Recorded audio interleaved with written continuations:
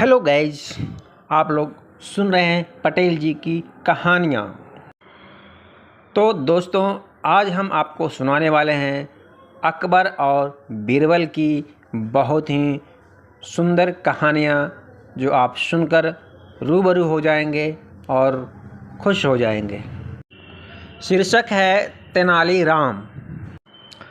कहानी सुनने से पहले दोस्तों, आपसे मेरा एक रिक्वेस्ट है, प्लीज़ आप अगर नए हैं तो प्लीज़ हमारे चैनल को सब्सक्राइब कर लीजिएगा और बेल आइकन को प्रेस कर लीजिएगा।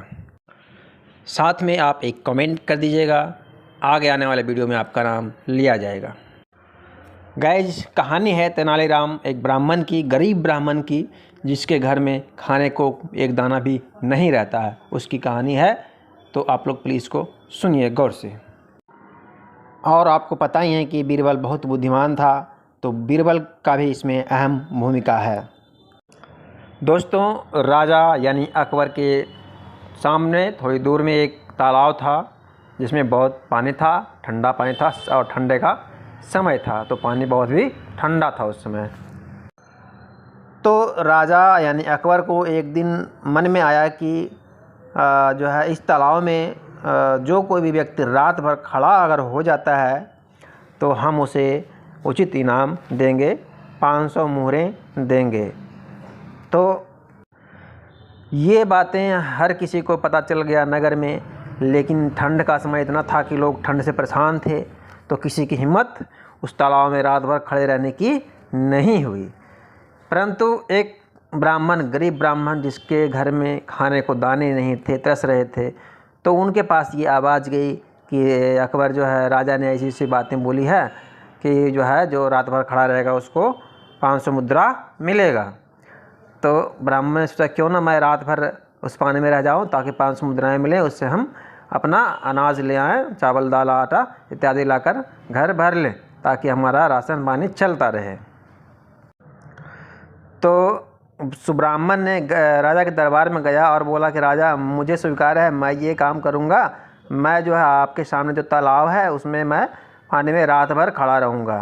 तो राजा ने बोला, ठीक है, अगले दिन रहो खड़ा रात भर। तो जो है वह गरीब ब्राह्मण जो है अगले दिन रात में गया और जो है धीरे धीरे पानी के अंदर घुसता है, तो पानी तो बहुत ठंडी थी भाई, उसको हालत ख़राब हो गया। लेकिन वो पेट की जहाँ बारी होती है ना, को आदमी कुछ भी करने को तैयार हो जाता है। तो वह जो ब्राह्मण को भूख था पेट का, भाई परिवार भी भूखा था, तो अपने आप भी भूख थी, घर में कुछ था ही नहीं, तो हिम्मत तो करना ही पड़ेगा भाई। तो उन्हें हिम्मत किया और रात भर जो है पानी में खड़ा रहा। वो भाई क्या चीज़ देख करके, तो राजा के घर में एक दीपक जल रहा था, कैंडल जल रहा था, तो कैंडल के प्रकाश को देखते हुए इन्होंने रात भर गुजारा कर लिया पंडित जी ने। और रात भर उसको प्रकाश को देख करके जो है खड़ा रहा, और सुबह हो गया, जब धूप उग गई तो उन्होंने बाहर तालाब से निकल गया। बाहर निकलने के बाद उन्होंने जब अकबर के घर गया कि हुजूर, मैंने आपके तालाब में रात भर खड़ा रहा पानी में, जो मुझे उचित इनाम चाहिए।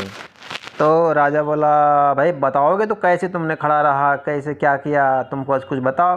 तो भाई गरीब ब्राह्मण बोला कि हुजूर, जो है हम जो है आपके तालाब में घुसे और आपके महल के ऊपर एक रोशनी, एक प्रकाश हो रही थी, रोशनी हो रही थी, उसको देखते हुए हमने रात भर बिताए। तो राजा अकबर ने कहा कि अच्छा गरीब ब्राह्मण, तूने जो मेरे साथ छल किया है, तूने जो है उस प्रकाश का जो रोशनी होता है उसकी गर्मी की वजह से तुम उसको वहाँ रात भर खड़ा रह पाया।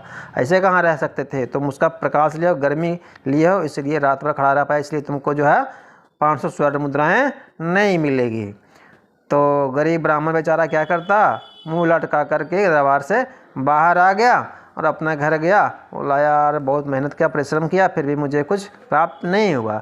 ये बातें बीरबल के पास पहुंच गई। किसी ने बोला कि जो है ऐसा बात हुआ है, एक गरीब ब्राह्मण को राजा ने कुछ नहीं दिया, रात भर उन्होंने पानी में खड़ा रहा। तो बीरबल गया उससे गरीब ब्राह्मण के पास, पूछा सारी बातें, उन्हें सारी बातें सच्ची बता दी। तो बोला, ठीक है, हम तुमको जो है 500 मुद्राएं दिलवाएंगे, थोड़ा समय लगेगा। तो बीरबल ने एक प्लान बनाया राजा को सबक सिखलाने के लिए, अकबर को।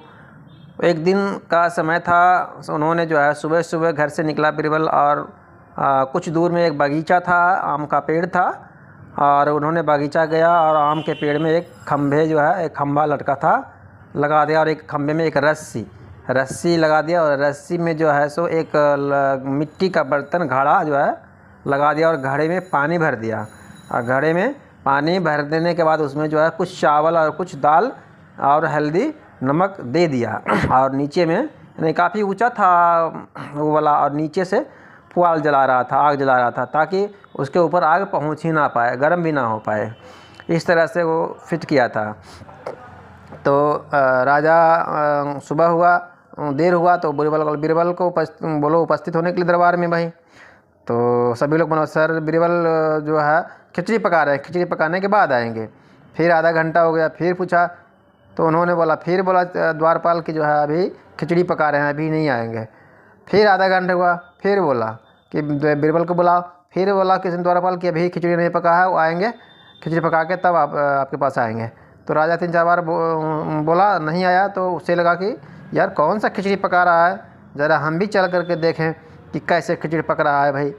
तो उन्होंने द्वारपाल को आदेश दिया कि हम जो है निकल रहे हैं। द्वारपाल ने सारा व्यवस्था कर दिया और जो है वहाँ से निकाला घोड़ा, और घोड़े पर बैठा अकबर और उसको ले जाया बगीचा ले गया जहाँ की बीरबल खिचड़ी बना रहा था। तो उधर जब अकबर जैसे ही पहुँचा बीरबल के पास तो देखता है बीरबल को कि ये तो बहुत ऊंचा है तुम्हारा घड़ा मटका, और इतना नीचे से तुम आग जला रहे हो, ये खिचड़ी भला पकने वाला है? कितना देर में तुम आग जला लो, नहीं पकेगा, ये तो गर्म भी नहीं होगा। तो बीरबल बोला, हुजूर आपने सही कहा, ये खिचड़ी नहीं पकेगा क्योंकि इसमें गर्मी नहीं जा रही है।